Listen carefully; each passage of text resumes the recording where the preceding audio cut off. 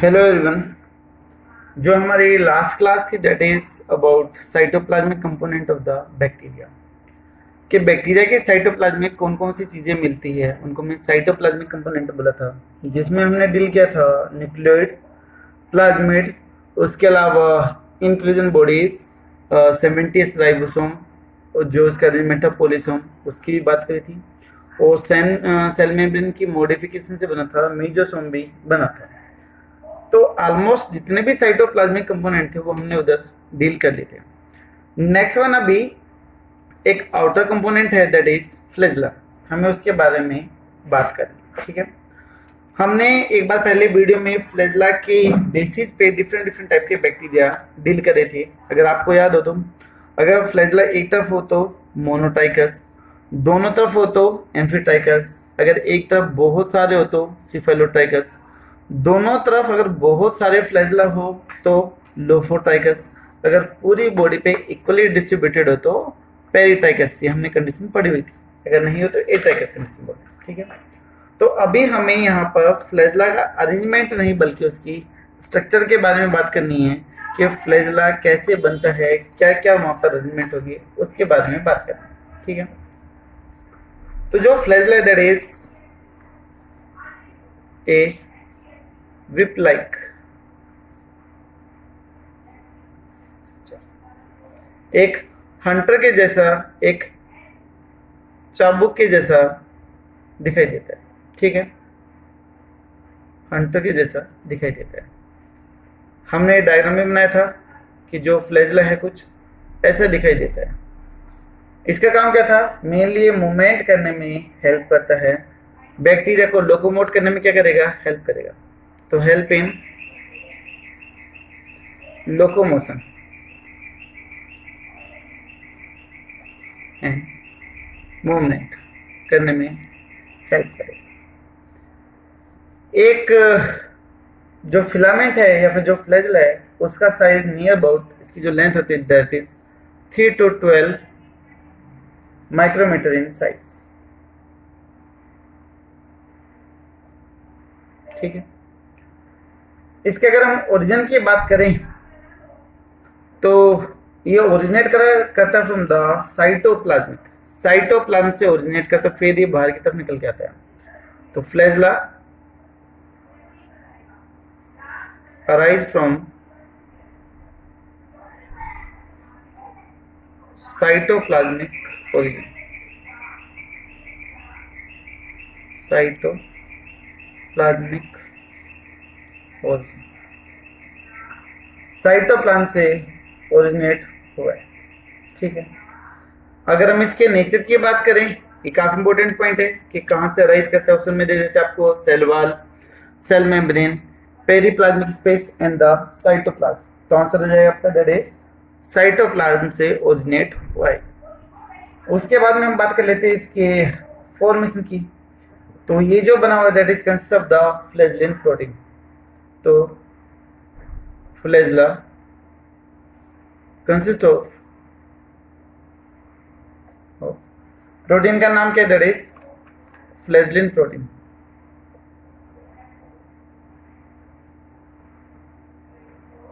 फ्लैजेलिन protein से ये बना हुआ है।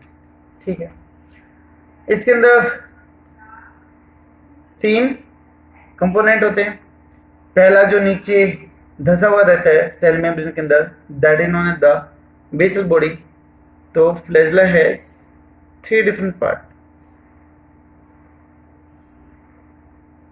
3 पार्ट्स, 3 पार्ट्स होते हैं। कौन कौन से? Basal bodies, second part that is hook, and third one is the filamentous shaft, filament या फिर शाफ्ट बोलते हैं, SHAFT, शाफ्ट। इन 3 चीजों से मिलके एक फ्लैजेला की फॉर्मेशन होती है। ठीक है, जो क्रॉस सेक्शन अगर हम करते हैं इसका, एक फ्लैजेला का अगर हम क्रॉस सेक्शन करते हैं तो नियर अबाउट 3 to 8 फ्लैजेलिन प्रोटीन के मॉलिक्यूल वहां पर दिखाई देते हैं। तो 3 to 8 flagellin protein molecules are present in cross section of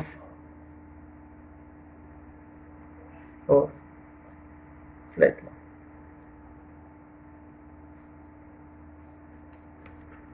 कैसे? जैसे मान लो ये फ्लैजेला है, हमने इसका क्रॉस सेक्शन लिया, इसको कट कर दिया, तो कट करने के बाद पे ये कैसे दिखाई देगा वो हमें यहाँ पर देखना है। तो इसमें ऐसी कुछ यूनिट रहेगी जैसे कि 1 2 3 4 5 6 7 और 8। 1 2 3 4 5 6 7 और 8। तो कितनी यूनिट है? 8 यूनिट है फ्लैजेलिन प्रोटीन की, 8 मोलिक्यूल है। ठीक है, तो बीच में से कैसा होगा? होलो होगा।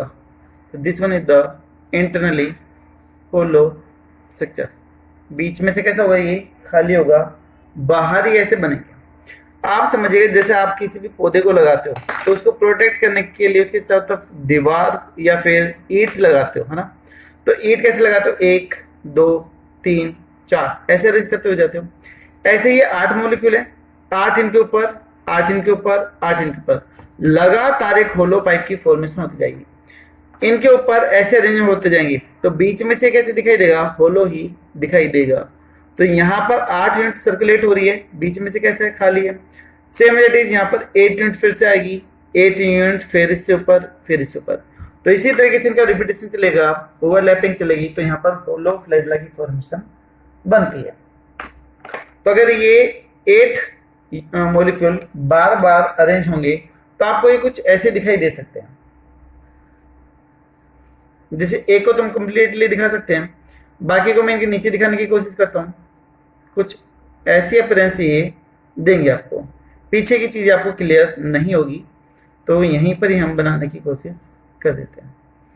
तो यहाँ पर ये 8 यूनिट बार बार क्या होगी? अरेंज होगी, और तब अरेंज होगी तो एक ऐसे होलो पाइप की फॉर्मेशन करते हुए चले जाएंगे।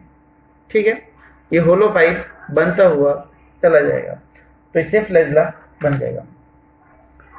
अगर हम यूकैरियोटिक फ्लैजेला की बात करें तो वो अरेंजमेंट दिखाते हैं, दैट इज 9+2 का अरेंजमेंट दिखाते हैं। ठीक है, तो flagella of eukaryotes show 9+2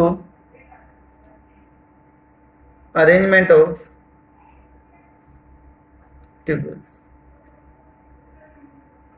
flagella में 9+2 का अरेंजमेंट, फिम्ब्री वगैरह में 9+0 का अरेंजमेंट दिखाई देगा। ये तब आप सेल वाला चैप्टर पढ़ोगे तो वहां पर इसके स्ट्रक्चर हम अच्छे से डील करेंगे। ठीक है, तो यहाँ पर यूकैरियोटिक फ्लैजेला में अरेंजमेंट होगा, दैट इज 9+2 का अरेंजमेंट होगा। अभी जो बेसल बॉडीज होगी, जो ब्लीफेरोप्लास्ट है, वहां पर रिंग्स भी होती है छोटी छोटी, जो उनको फिक्स करने में क्या करती है? हेल्प करती है। ठीक है, तो हमने देखा था क्या होता? 3 parts, basal bodies, hook and the filament. लेकिन यहाँ पर जो बेसल बॉडीज है, यहाँ पर भी क्या होंगी? रिंग्स प्रेजेंट होंगी।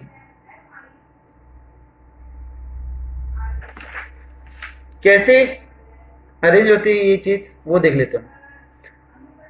यहाँ पर हम फ्लैजेला का अरेंजमेंट देखते हैं कि इंटरनली कैसे दिखाई देता है, वो चीज देखिएगा। यहाँ पर रिंग दिखाई देगी, कितनी? 4। In case of the gram negative bacteria, और ग्राम पॉजिटिव में कितनी दिखाई देगी? सिर्फ और सिर्फ 2 ही दिखाई देगी। ग्राम नेगेटिव में 4 रिंग हो गई, L P S M। ये सीक्वेंस यही रहनी चाहिए या फिर यही रहेगी, आप चेंज नहीं कर सकते हो। इसका भी रीजन मैं आपको बताता हूं कि ये जो L रिंग है, that L ring present in LPS। आपको याद होगी ग्राम नेगेटिव की सेल वॉल, बाहर कैसी थी, एलपीएस थी, उसके नीचे क्या थी, पेप्टाइडोग्लाइकन, और फिर नीचे क्या थी, सेल मेम्ब्रेन। तो आउटर लेयर है एलपीएस। तो अगर कोई रिंग जो एलपीएस के अंदर है लाइपोपॉलीसेकेराइड में, तो उस रिंग को हमने नाम देते हैं that is the L ring. दूसरी रिंग है P ring, that P ring present in peptidoglycan. किसमें मिलेगी ये, पेप्टाइडोग्लाइकन में मिलेगी। ठीक है। तीसरी है S, that is the supra membrane, यानी कि ये सेल मेम्ब्रेन के ऊपर प्रेजेंट होगी। Supra membrane present above cell membrane, cell membrane के ऊपर होगी। और लास्ट है that is the M. M का मीन आ जाएगा प्रेजेंट इन मेम्ब्रेन। कहां पर मिलेगी ये, मेम्ब्रेन में मिलेगी। तो यहां पर हमारी 4 रिंग हो गई ग्राम नेगेटिव में, एल पी एस एम। इन सीक्वेंस को याद करने के लिए एक छोटा सा कोड बना लेते हैं, लड्डू पेड़े सब मांगो। ठीक है। घर में मान लो काफी सारे बच्चे हैं, पापा कुछ लेके आए हैं, तो उसकी मम्मी कह रही कि लड्डू पेड़े सब मांगो, सभी को मिलेगा। तो यहाँ पर हमने 4 रिंग बना दी, that is L P S M. Code बनाने का रीजन है कि सीक्वेंस आपको याद होना चाहिए। बहुत बार कंपटीशन एग्जाम में 4 रिंग जंबल फॉर्म में दे देते हैं और फिर पूछ लेते हैं कि which one is the correct order in case of the gram negative bacteria. ठीक है। तो सबसे नीचे एम और सबसे ऊपर कौन सी मिलेगी, एल मिलेगी। ये चारों आपस में इंटरकनेक्टेड है। ठीक है, आपस में जुड़ी हुई है। ऊपर की जो ये 2 हैं एल और P, they have the distal set. अगर कोई चीज जो दूर की तरफ होती है तो उसके लिए डिस्टल वर्ड यूज करते हैं। तो ये साइटोप्लाज्म से दूर की तरफ है, बाहर की तरफ है, तो इसलिए वर्ड यूज होगा that is the distal set. तो ये मेनली कहां पर मिलेगी, सेल वॉल में प्रेजेंट होगी। और जो एस और जो एम है they are the proximal set. Proximal जो चीजें पास में उनके लिए प्रोक्सिमल करते हैं। तो ये दोनों किससे रिलेटेड है, प्लाज्मा मेम्ब्रेन से रिलेटेड है, पीएम से रिलेटेड है। ठीक है। नीचे इधर क्या मिलेगा, साइटोप्लाज्म मिलेगा।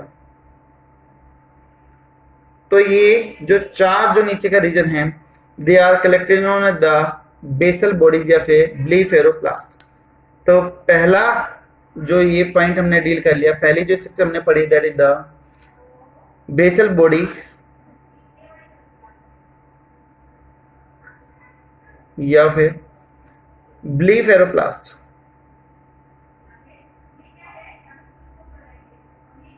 बेसल बॉडी या फिर ब्लीफेरोप्लास्ट।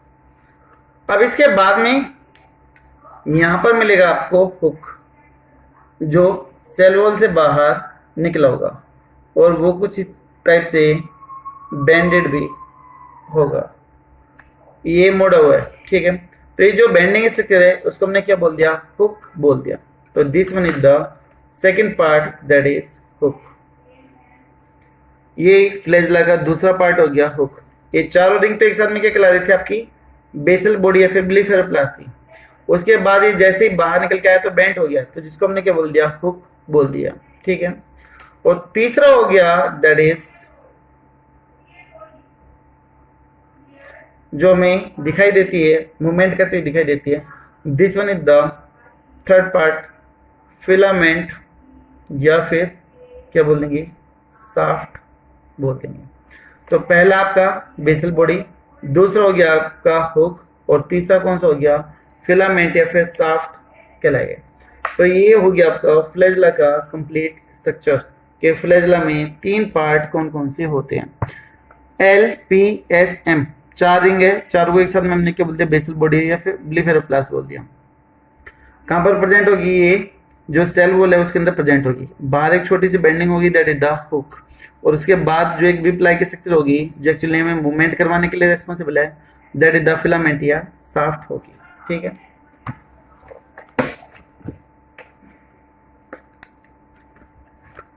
तो ग्राम नेगेटिव में कितनी रिंग होगी, ग्राम नेगेटिव है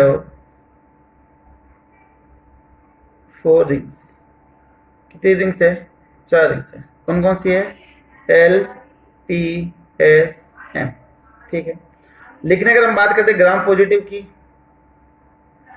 हैव ओनली 2 रिंग। सिर्फ वहां पर कितनी है? 2 ही रिंग है। और 2 रिंग वहां पर कौन कौन सी है? वो आपकी last 2 ring, that is S and M। S और M 2 रिंग वहां पर क्या है? प्रेजेंट है। ठीक है। तो ये हो गया। फ्लैजेला जनरली किस में मोर कॉमन होते हैं? ग्राम नेगेटिव बैक्टीरिया में ज्यादा फ्लैजेला मिलने के चांसेस होते हैं। तो हम लिख सकते हैं यहां पर कि flagella are more common in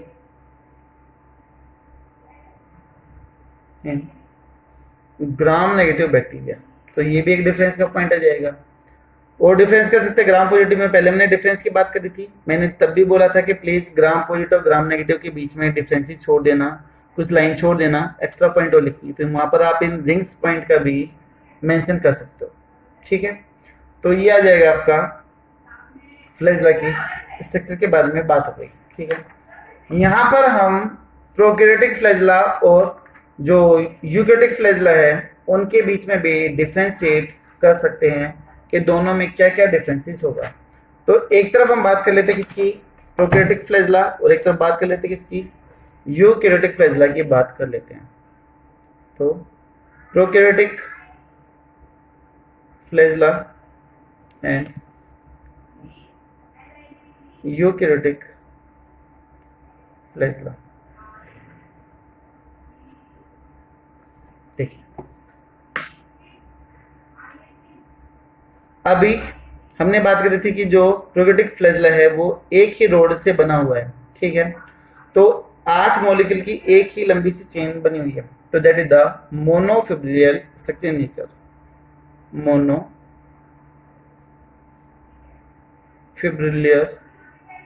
structure यानी कि एक ही सिंगल फाइबर है। इसमें कितना है? बाइफिब्रिल है, 9 + 2 है, तो बाइफिब्रिल भी इसको बोल सकते हैं। ठीक है। किसका बना हुआ है ये? प्रोकैरियोटिक में consist of the flagellin protein.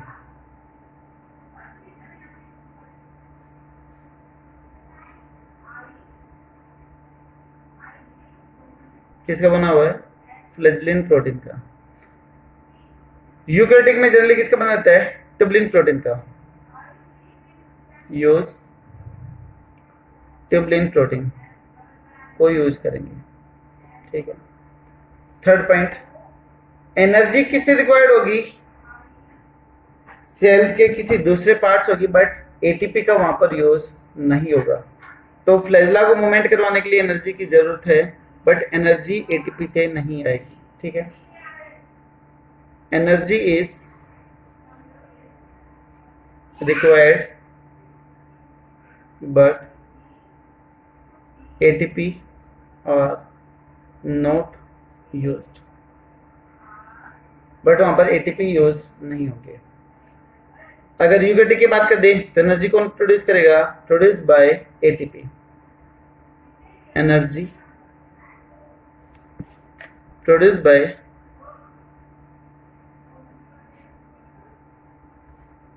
ATP for movement. Movement करने के लिए एटीपी से क्या मिलेगी? एनर्जी मिलेगी। इसके फ्लैजेला पे सेल मेम्ब्रेन क्या होती है? एब्सेंट होती है। फ्लैजेला किसी भी सेल मेम्ब्रेन से कवर्ड नहीं होगा। ठीक है। तो membrane is absent on flagella. Flagella के ऊपर कोई भी मेम्ब्रेन नहीं होगी। ठीक है। यहां पर अगर हम बात करें तो membrane will be present. Membrane क्या होगी? प्रेजेंट होगी। नेक्स्ट वन अगर हम बात करें, ये कितने पे मूवमेंट कर सकते हैं?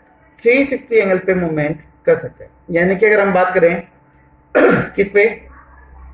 यूकैरियोटिक फ्लैजेला का, तो मूवमेंट कुछ इससे रहेगा। देखिए फिक्स है एक जगह पर, और इसका जो रोटेशन है वो 360 पे हो रहा है। ये जो फ्लैजेला है वो अटैच होके 360 पे मूवमेंट कर रहा है, किसमें, प्रोकैरियोटिक के केस में चारों तरफ ये इक्वली घूम सकते हैं।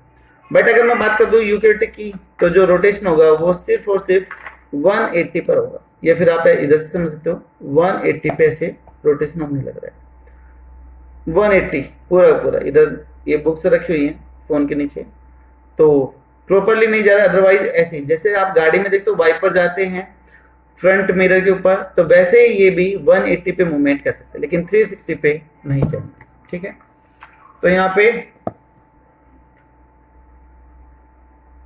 Movement take at 360 degree angle,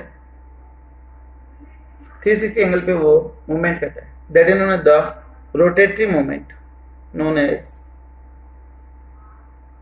rotatory movement. पूरा रोटेट करने लग रहा है तो इसलिए इसको रोटेटरी मूवमेंट बोला गया। तब क्या अगर हम इधर बात करें तो सिर्फ रोटेशन कितने पे हो रहा है, 180 पे हो रहा है, रोटेशन नहीं बोल के बल्कि मूवमेंट ही बोले, तो यहां पर हम बोल देंगे movement take at 180 degree angle, known as flapping movement।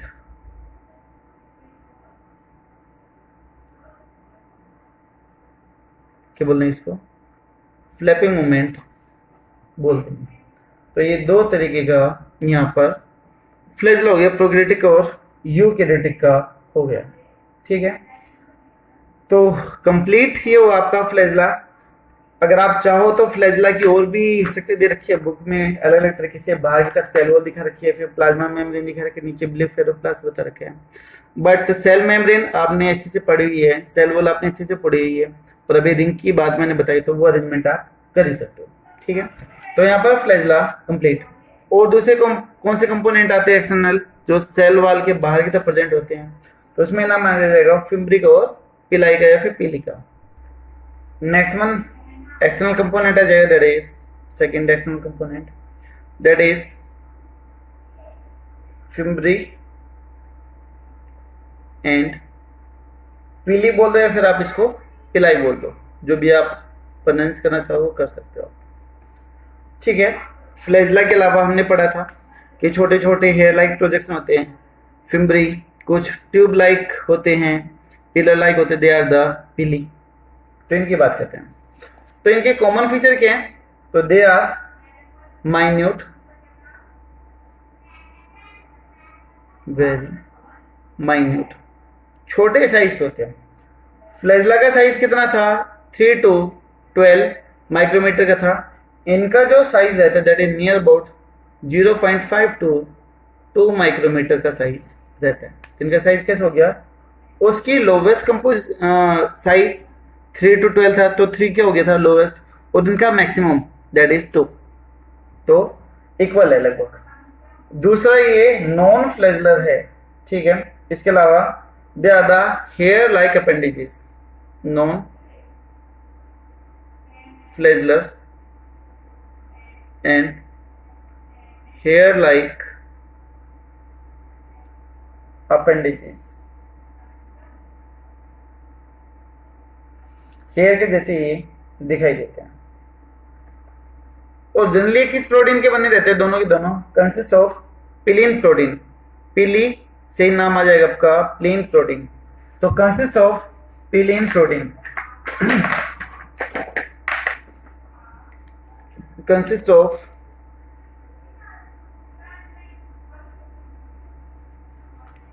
पिलिन protein. किसके बने होंगे, प्लिन प्रोटीन के ये बने हुए हैं।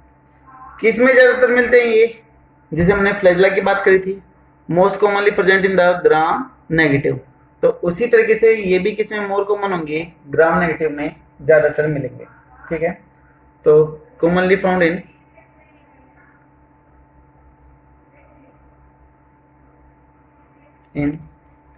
ग्राम नेगेटिव, ग्राम नेगेटिव में मिलेंगे। ठीक है, उसके अलावा फिम्बरी और पीली में क्या डिफरेंस होगा वो भी देख लेते हैं। फिम्बरी जनरली कहाँ पर होते हैं, पूरी बॉडी पर होते हैं, यानी कि पूरी की पूरी बॉडी कवर्ड होती है, ठीक है। लेकिन जबकि ये जो पीली है वो सिर्फ कहाँ पर मिलते हैं, कम नंबर में मिलते हैं और कॉर्नर के ऊपर ही मिलेंगे। तो साथ के साथ में हम डिफरेंस भी देख लेते हैं। एक तरफ ले लेते हैं किसका, फिम्बरी के पॉइंट, और एक तरफ डील कर लेते हैं किसको, पीली को या पिलाई को। तो देखिएगा फिम्बरी में cover body surface, body surface को ये कवर करते हैं। पिलाई कहां पर होंगे, प्रेजेंट एट कॉर्नर्स, किनारे पे मिलेंगे। दूसरा पॉइंट, जो फिम्बरी हैं वो साइज में कैसे होंगे, स्मॉल होंगे, स्मॉल साइज।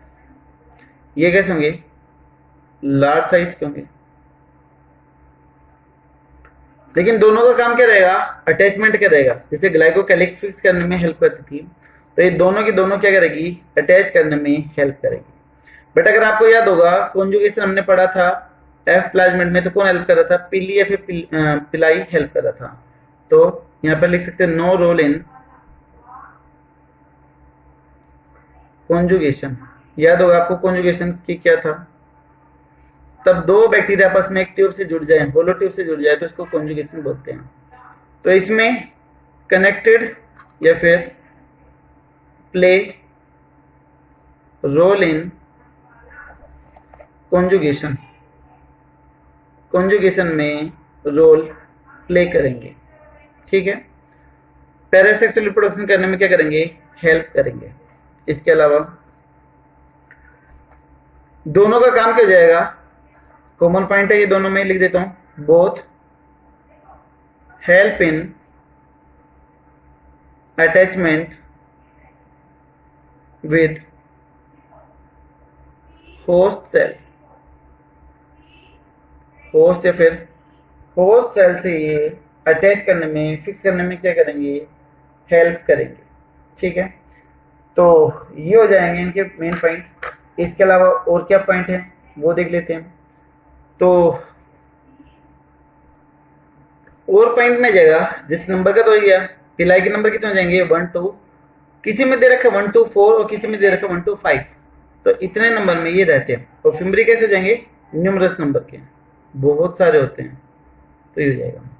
इसके अलावा जो पीली या फिर जो पिलाई है वो वल्नरेबल पॉइंट की तरह काम करती है, यानी कि अगर वायरल इन्फेक्शन हो जाए तो उस फेज को, उस वायरस को पीली या फिर पिलाई से एंटर करने के लिए रास्ता मिल जाता है, तो वो वायरस को अंदर लाने के लिए क्या होगा, रेस्पॉन्सिबल होगा, ठीक है। तो ये इसका नेगेटिव पॉइंट आ जाएगा, पीली या फिर पिलाई also make bacteria more vulnerable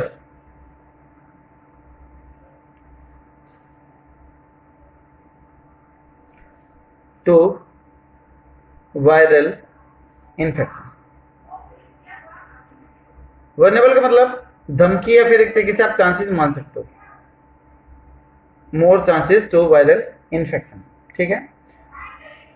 phase यानी कि वायरस, जो फेज वर्ड है वो वायरस के लिए यूज होता है। एक तो होता है PHASE, फेज, कि कौन सी फेज की बात हो रही है, कौन सी स्थिति की बात हो रही है, ठीक है।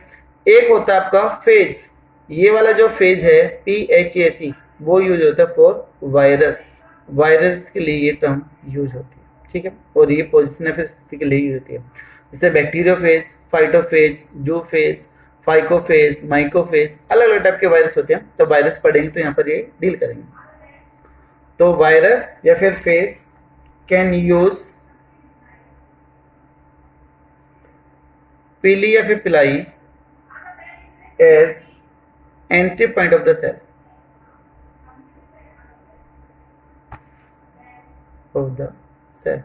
सेल में एंटर करने के लिए जो पीली या फिर पिलाई है वो एंट्री पॉइंट की तरह काम करेगी।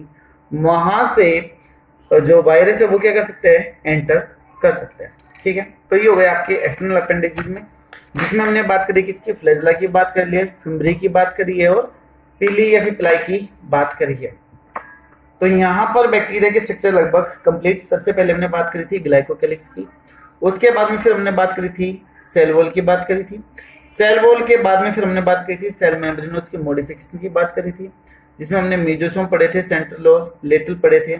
सेल वॉल और सेल मेम्ब्रेन के बीच के स्पेस को हमने पेरीप्लाज्मिक स्पेस बोल दिया था, जो लाइसोसोम की तरह बिहेव करता है। फिर उसके बाद में साइटोप्लाज्मिक कंपोनेंट पढ़े थे, जिसमें हमने न्यूक्लियोइड पढ़ा था, प्लाज्मिड पढ़ा था, राइबोसोम या फिर पॉलीसोम कंडीशन पढ़ी थी, इनक्लूजन बॉडीज पढ़ी थी और कुछ फोटोसिंथेटिक पिगमेंट के बारे में भी बात करी थी। उसके बाद में एक्सटर्नल अपेंडेज में हमने बात कर ली थी फ्लैजेला की, फिम्बरी की और पिलाई की। तो यहाँ पर बैक्टीरिया का जो स्ट्रक्चर है वो ऑलमोस्ट कंप्लीट होता है। ठीक है, नेक्स्ट वीडियो में हम बात करेंगे अब उसके फंक्शंस की, उसकी प्रॉपर्टी की, उसकी एक्टिविटीज की, कि बैक्टीरिया क्या क्या काम कर सकता है। जैसे हो गया न्यूट्रिशन, रेस्पिरेशन, रिप्रोडक्शन, उनके बारे में बात करेंगे। आई होप शायद आपको चीज़ें क्लियर हुई होगी बैक्टीरिया के स्ट्रक्चर के रिगार्डिंग। आपके जैसे भी व्यूज हैं पॉजिटिव या नेगेटिव, प्लीज आप कमेंट बॉक्स में जरूर शेयर कीजिएगा, देखिए अच्छा लगता है। ठीक है, थैंक यू सो मच।